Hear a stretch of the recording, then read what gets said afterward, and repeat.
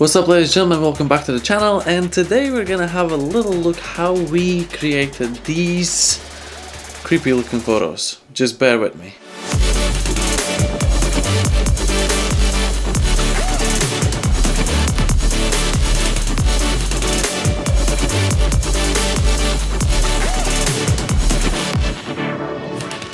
So welcome back, and I hope everyone's dealing well wherever in the world you are.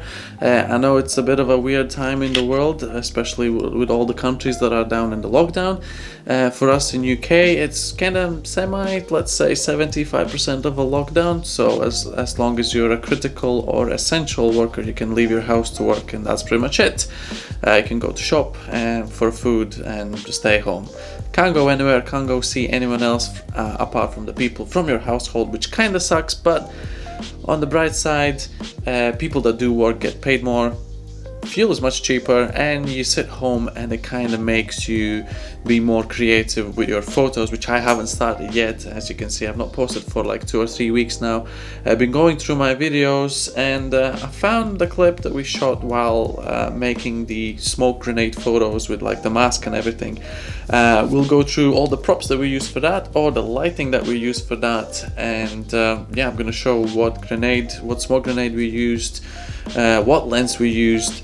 And yeah, so maybe you can dive into this sort of photography whenever obviously this lockdown goes away. It's really interesting idea. I think this was like the second kind of proper time, or the third kind of proper time that I've used smoke grenades. So the first time I used these, so if you're ever considering getting smoke grenades, then maybe if you've never done it, then these might be okay.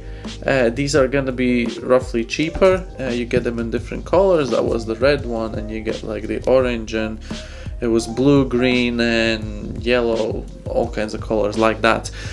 So these are okay. These comes in packs of different colors, or the same color if you want. They are a little bit cheaper, so they don't run such a thick smoke, and they don't go for as long as some of the more expensive ones. So talking about some of the more expensive ones, these are not like super more expensive. However, these are considerably more expensive than the ones I showed first. So these wire pull smoke grenades, I'm not actually sure if this is actually what they use in like paintball and airsoft, but this thing goes on for ages. So this thing goes literally on for ages, and the smoke is really, really thick.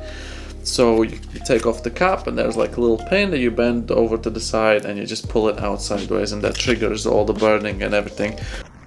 Fire in the hole! Fire in the hole!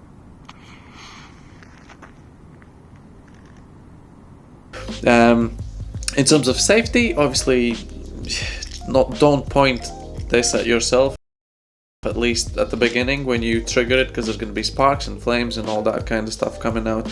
This thing gets really hot, so don't just chuck it straight in the bag after you've done the shoot or the bin. This could potentially set a fire to wherever you're putting it. So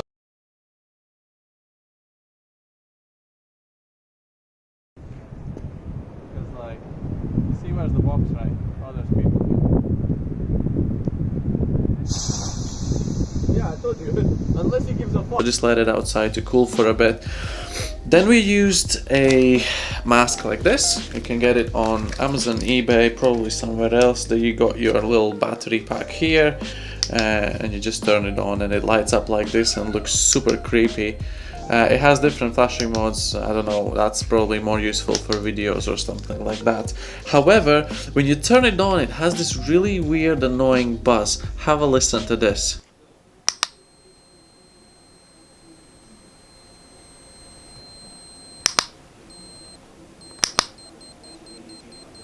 Yeah, that is really weird. A little bit annoying. However, outside shooting, you're never gonna notice that. So yeah, that's the smoke grenade we used. That's the mask we used. We used a car to light up the scene. So we had a light behind the subject. I'll be showing the video in the background now. We had a light in front of it, which is like a makeup or like streaming light. I'll pop it on the screen from the front, which didn't give us too much, but it gave a little highlights towards the smoke, which was really cool. And then lastly, I don't know if you can actually notice that we had this little kind kind of construction site light, which is like nice LEDs, and you turn it on, it's actually quite bright. So like if you want to light something in your background in the videos, these are actually quite good, and you can get these in like B&Q, whatever. So we use this one as well in terms of lighting. So we had a car backlighting the subject, the little streaming light beaming in the face, well, yeah, kind of in the face in the subject, and this little thingy down on the ground, kind of pointing up the way to try and get some more interesting light in it. And we used the Sony's 50 f1.8, so basically we used the 50mm f1.8. I was kind of thinking about using the 85, you know, a little background separation, kind of more artistic look, but since I'm owning the Viltrox 85, which is good focus, don't get me wrong, I actually have a video about the focusing and all that good stuff. It's actually pretty good in focus in good light.